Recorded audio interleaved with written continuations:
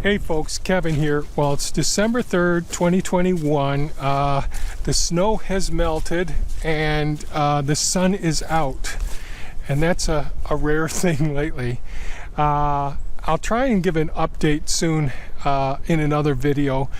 But I thought what I'd do is just share with you how the gardens are looking.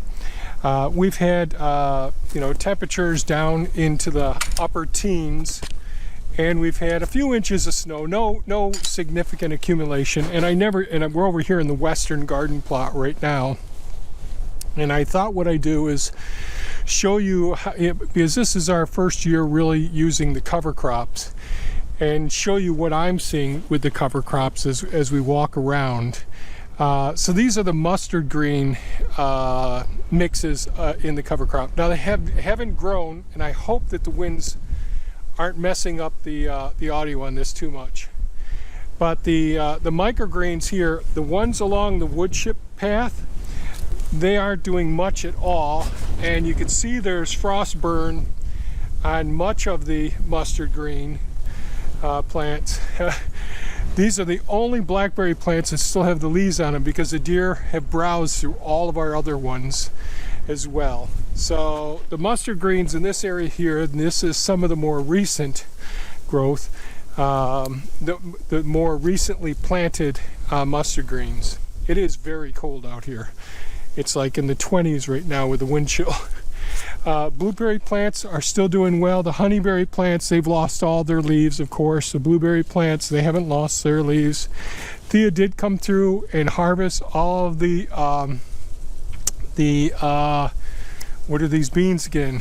There are scarlet red runner beans, and these are all the leaves are off all of the currants on the property right now. So these are the red currants over in here, and they've done great. I'm not going to do anything with these plants this winter.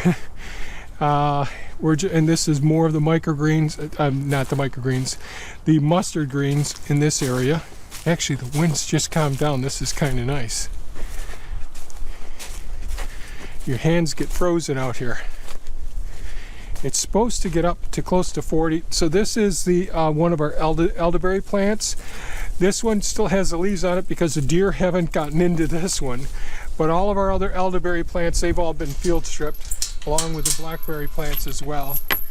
In the food forest, interestingly enough, all of the, and we have absolutely hundreds, maybe over 1,000 comfrey plants. These are the Bach 14 that don't spread by seed, but the deer have eaten those right down. I have transplanted quite a few trees, which I didn't film, unfortunately. We've been chaotic around here. Now we're at the central garden, and I've got to get this fencing down. I started taking down some of the ties, but I didn't get them. All the watering timers are down, but you know, it's considering these were all buried under snow, and we've had it in the teens, in the 20s, multiple nights, and it's amazing how good these mustard greens have shown up. Now the tops with the flowers, those all died off, but pretty darn amazing how good this cover crop has held up in our climate here so far. And these are the ones, a lot of these have already fallen over probably because of the snow on them, but not all of them. And you see the difference in some of the foliage.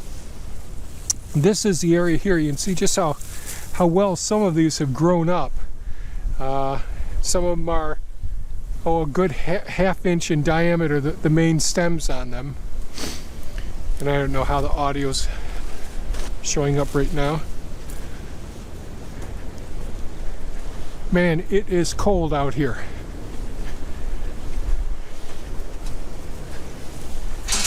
This fall, October and November have been so wet. And it was warm as well in October. So everything is muddy. And I had to do a lot of work with Elon and the Hulk the excavator and the track loader to work on areas. We got a couple of deliveries, 3 deliveries of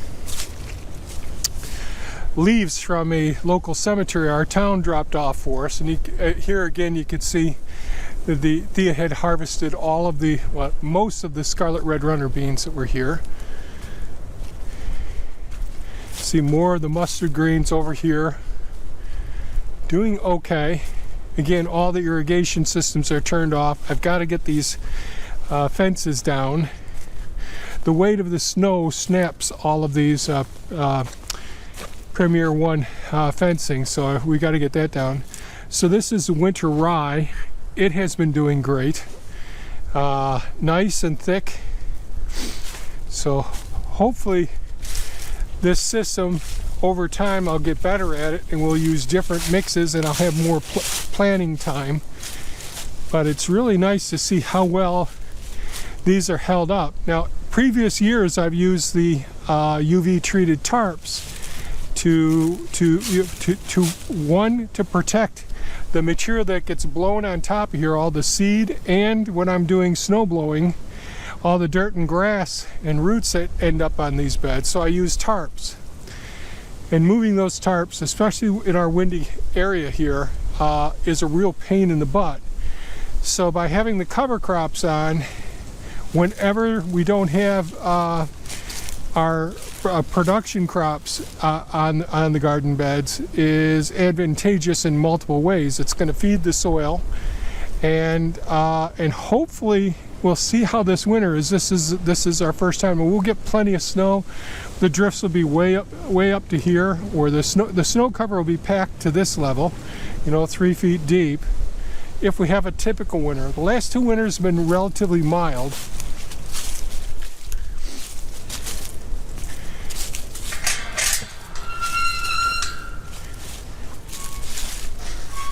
There's no getting out and mowing when the ground is so soft. I'm actually, the ground is very soft. Now this is where the sweet potatoes were. I did post a video, and those are all down in the root cellar now. They're all cleaned up and all, and we enjoyed them over the Thanksgiving holiday. Absolutely fantastic. Chives along the edge here.